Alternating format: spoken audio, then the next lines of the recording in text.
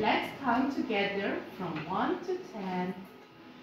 1, 2, 3, 4, 5, 6, 7, 8, 9, 10. Good job, everyone.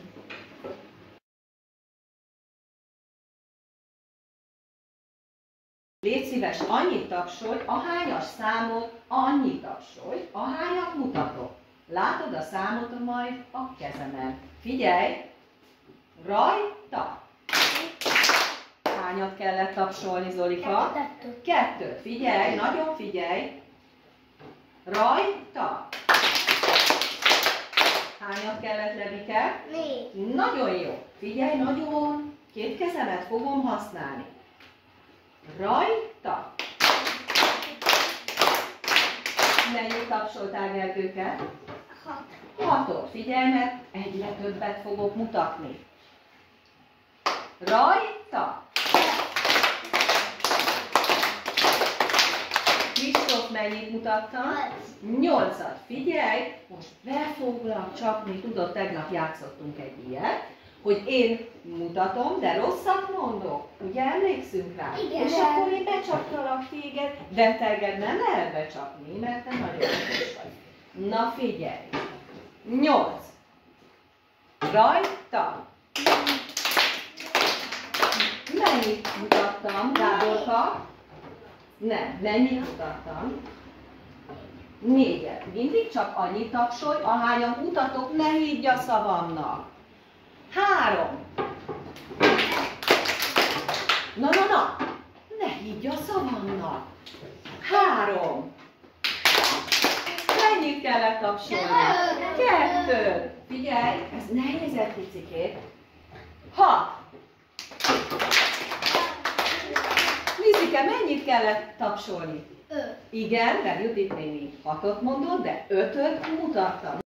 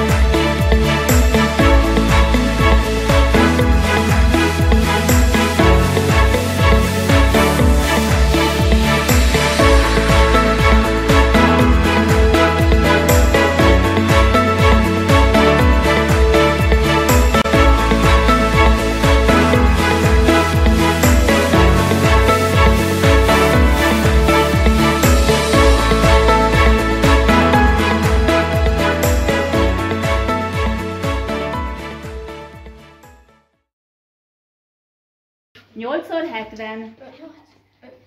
506. Petra mondta ki előtt, Tomika guggol le.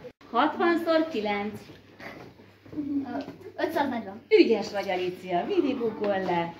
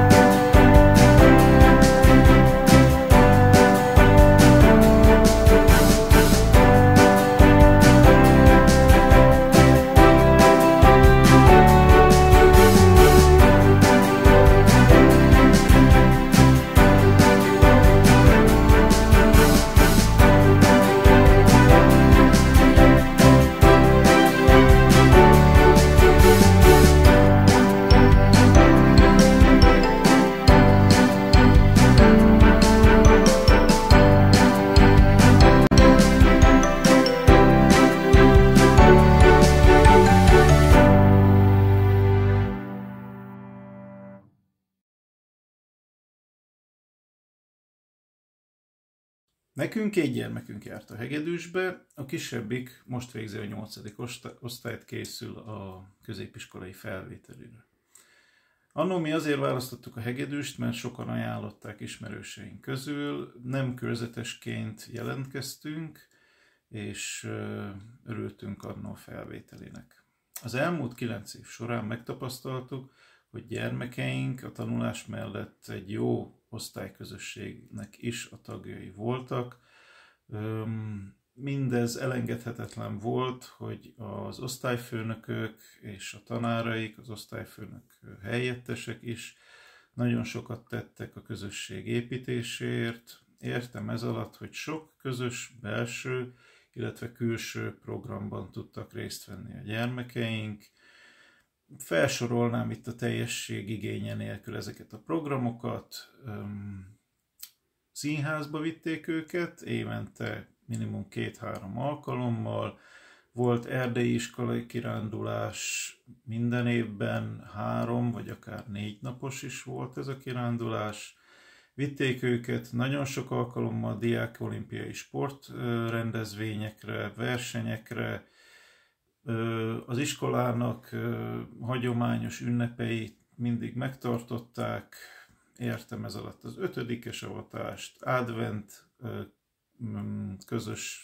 közösen a szülőkkel, karácsonyi ünnepség, farsangi ünnepség és egyéb nagy ünnepségek. Április 1-én tartanak egy tanár-diák fordított napot, amit egy szavazás előz meg, hogy kivezesse ezt a napot az iskolába, külön diák igazgató választással, illetve a gyermekeink több ízben is ausztriai kiránduláson tudtak részt venni, elmentek Bécsbe, Salzburgba is szervezett az iskola egyébként kirándulást. Így visszagondolva az elmúlt 9 évre, azt gondolom, hogy jó döntés volt, hogy a hegedűst választottuk. Sziasztok, én Palko vagyok. Én pedig Réka, és öcsivel mindketten 8 évig a hegedűsbe jártunk, és nagyon szerettük. Én nagyon szerettem, hogy sok sporteseményen vettünk részt, és azokat utána kihirdették az iskolagyűléseken. Én például ezekről az iskolagyűlésekről meg nagyon szerettem, hogy ilyenkor karácsony előtt minden héten meggyújtottunk egy gyertyát, és csomó karácsonyi dalt énekeltünk. Azon kívül volt sok külsős program, például moziba menés vagy színházba menés. Meg természetesen minden évben mentünk erdei iskolába is osztálykirándulni.